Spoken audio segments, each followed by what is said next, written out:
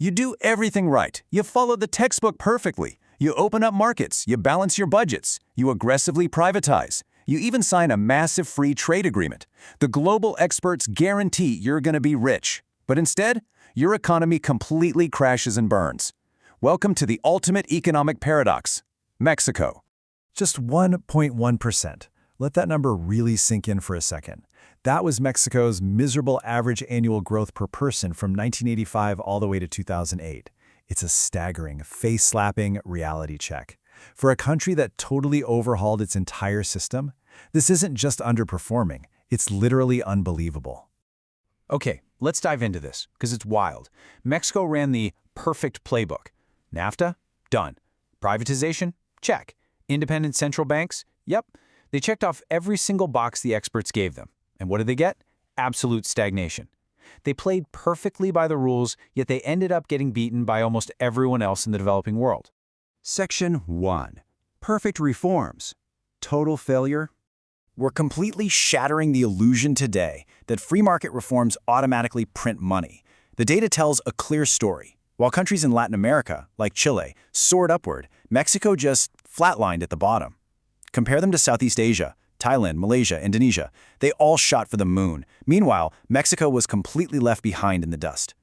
And it gets worse. Even Eastern Europe completely outpaced Mexico's growth. Countries like Hungary and Poland totally blew past them.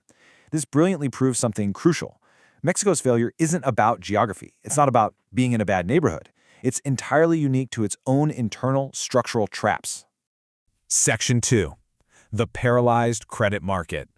Let's look at the first lethal factor holding the nation hostage. Because, look, you absolutely cannot grow an economy without credit, period. Between 2001 and 2008, domestic credit to the private sector in Malaysia was 130% of their GDP. In Brazil, it was nearly 37%. Mexico, a pathetic 17.9%. Mexican businesses are literally starved of cash. But here's the craziest part. The wealth-generating potential is massive. Small retail firms in Mexico can generate returns of up to 32% per month. That is 3 to 5 times higher than market interest rates. Yet terrified banks flat out refuse to lend to them. Why?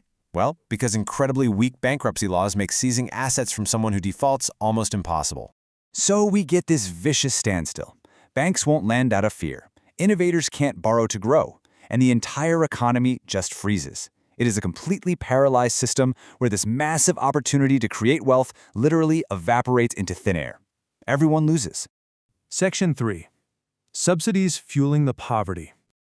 Get ready for the most anti-common sense revelation of this explainer. We're going to see how government charity is accidentally destroying the economy. Step 1. The government heavily taxes formal, legal businesses to pay for social programs. Step 2. They offer a la carte free health and housing benefits to the informal shadow economy. Step 3. Rational workers do the math and realize, hey, it's actually cheaper to stay illegal and get the free stuff. Step 4. Labor escapes to the shadows and national efficiency absolutely dies. Well-intentioned policies are literally paying people to stay small and unproductive. And the consequence is grim. A staggering 91% of these tiny, informal micro-enterprises have below-average productivity.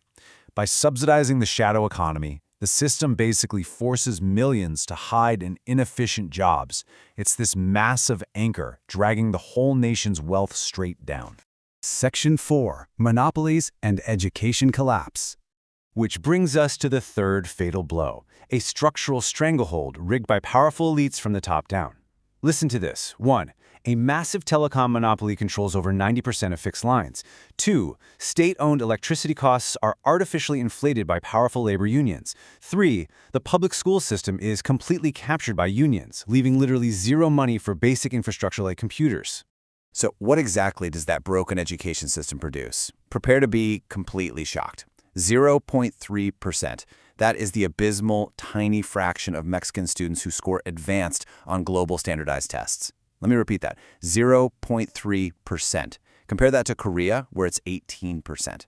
How does a disaster like that happen? Because nearly 90% of the entire public education budget gets swallowed up just paying staff compensation. Capturing the education system doesn't just hurt the kids. It starves the entire nation of the scientists, the engineers, and the innovators they desperately need to actually compete globally.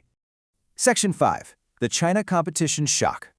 Now, as if the internal traps weren't enough, here comes the final, crushing external blow.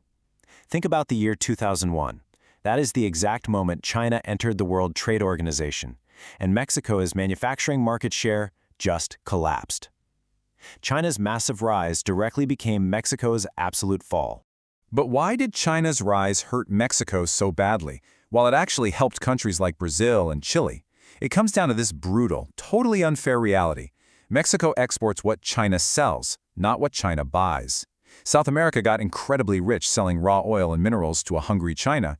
But Mexico, they relied heavily on assembling manufactured goods, so they found themselves trapped in a relentless price war against the largest, cheapest labor force on the planet. Section 6. An unsolvable, vicious cycle? So, let's step back. We've got a paralyzed credit market, backward safety nets, unchecked monopolies, and the China shock.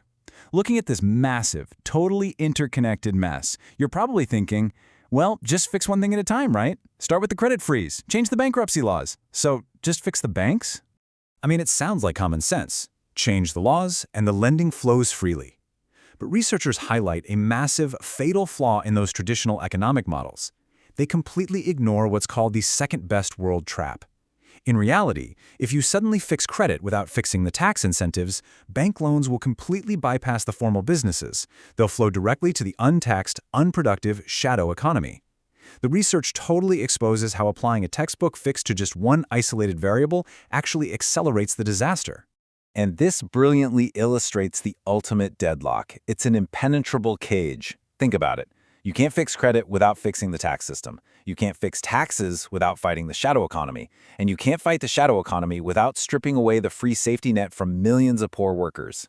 Every single broken piece relies perfectly on another broken piece. Which leaves us with a truly stunning realization. Economics isn't just about applying some perfect textbook formula. It's about surviving a tangled, messy web of human incentives and wild, unintended consequences. So I want to leave you with this. If fixing one broken part makes the entire machine explode, how do you save an economy that is completely trapped by its own safety nets?